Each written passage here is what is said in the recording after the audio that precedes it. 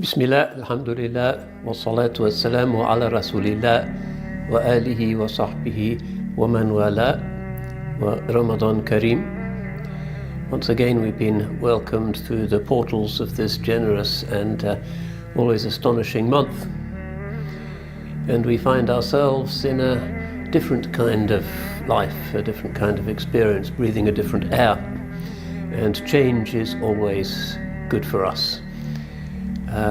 Through endless mediocre sameness, there is a certain rotting of the soul. So this change is something that is really part of the benefit of the month. And since this is the age where we are told to celebrate diversity, diversity in our forms of life is something that is particularly timely in the case of our welcoming this blessed month. So at the college, we have been reflecting on a number of things this year, and as this month changes our pattern of work, the students are still here, the staff is still here, the timing is a little bit different, but alhamdulillah, I think in many cases students find that they work better when they're fasting. Somehow there are fewer distractions. That we've been reflecting on purgation. Often nowadays we feel that we are overweight in too many ways. We are carrying a lot, not just an excess around the midriff, but also too much going on in our lives.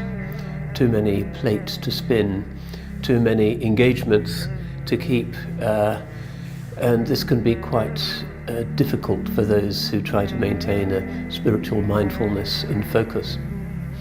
In the month of Ramadan, through Allah's grace, many of those distractions are taken away because many of our sort of more usual routines to do with physical sustenance are simply not there any longer. The desk is cleared, as it were. It's quite a zen time. But nonetheless, we find ourselves weighed down by so many distractions. And this is quite a useful time of year to take stock, to clean out the attic, to engage in spring cleaning, to think about what we need and what we probably will never need, and throw out, or better still, give to the food bank or give to the charity shop that which others will benefit from more than we could. And there is in this divestment, this tajreed, to use the traditional Islamic term, a tremendous sense of lightening of the heart, that we are not carrying so much. Naja al-mukhifun is the Arab proverb, which means something like, those who travel light reach the destination more easily. Naja al-mukhifun, literally, those who make light are saved. So one of the most useful things we can do for the rest of the year in the month of Ramadan is to see which of our worldly activities and encumbrances we would be better off without. Will the ship of our Islam float more safely if we throw overboard some unnecessary weights? Well, one thing that we can certainly do is to think about the appalling inequalities which are constantly growing in today's world. And just contemplating them and not doing anything about them within one's own compass and capacity is another weight that drags us down, adds to our sense of guilt and shame. Too often Muslims who migrate, perhaps for religious reasons or perhaps for worldly reasons, find themselves encumbered. Their arteries are clogged. They just have too much of that dunya for which they migrated. And this leads to sometimes mental health issues, sometimes a general sense of anxiety. Somehow, the more we have, the less tawakkul we seem able to cultivate. Logically, it might have to be the other way around, but this tends to be the way it is. With too much in our accounts and our pockets and our credit card balances, more than we could reasonably need, there is a certain hardening of the arteries of the spiritual heart, and we feel this.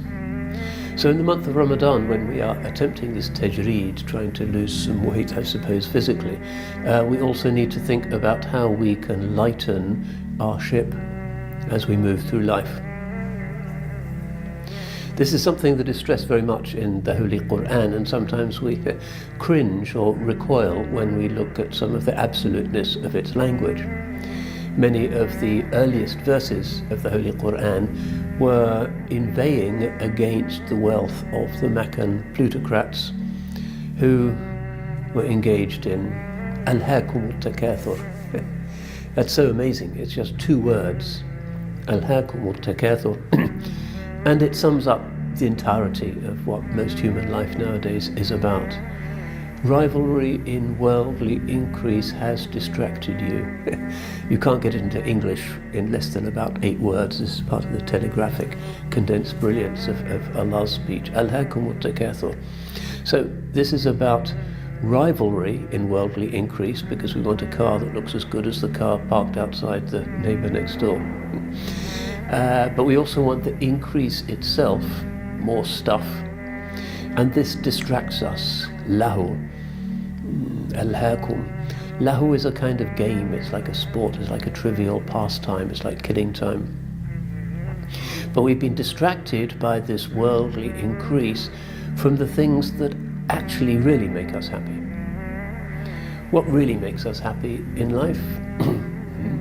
Faith, family, friends, things like that. And those are not really conditioned upon how much you have in your bank balance. Family is so much more important than all of the striving we do for worldly increase. Go to any graveyard of any religion and you'll see what is on people's gravestones. It's about God and it's about family. It'll say a much missed grandfather or nan, or that's always the language. It doesn't say the late lamented managed to become chief executive of the personnel department at Unilever. You never see that on a gravestone. So this capitalistic society is moving us away from what, in the end, until we visit the graves, hatta zurtumul maqabir, turns out to be the most important thing. When everything else is stripped away, we realize what is important. It's not going to be the head of HR who's sitting at your deathbed. It's going to be your nearest and dearest, and it's going to be, inshallah, the angels. So Allah uses some quite hard language when He speaks of this human tendency to avoid what actually makes them happy and what is important, because we're distracted by the glitter of the gold. ولا يحسبن الذين يبخلون بما آتاهم الله من فضله هو خير لهم بل هو شر لهم سيطوقون ما بخلوا به يوم القيامة ولله ميراث السماوات والأرض والله بما تعملون خبير.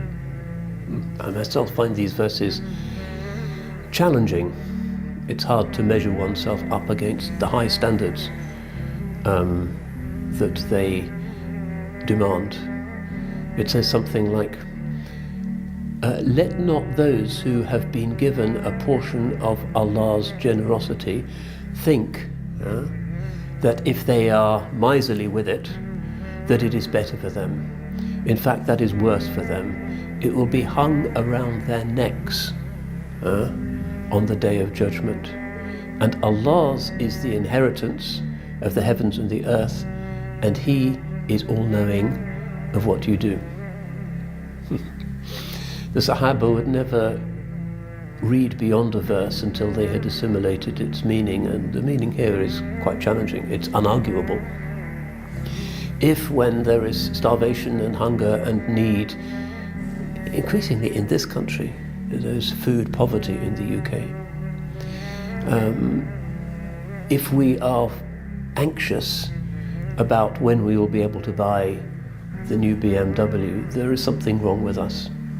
And the happiness that we think that that car will bring to us, and the status and the successful competition for worldly increase, and what people will say about us as we glide obliviously past them,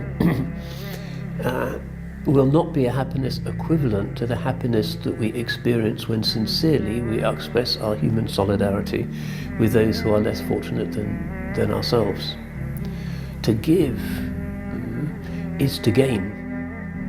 لا ينقص مال من صدقة, he says, sallallahu alayhi wasallam. No wealth is decreased by sadaqah.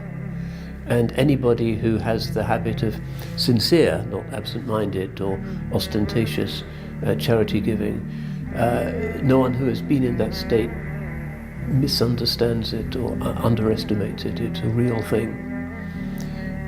Just 2 days ago, somebody I'd never seen before came up to me in the mosque and said they had £100 left in their account, but they were really, their hearts were bleeding because of what's happening in Syria and Turkey because of the earthquake, and so they gave £50 out of their last £100 to charity to support those people.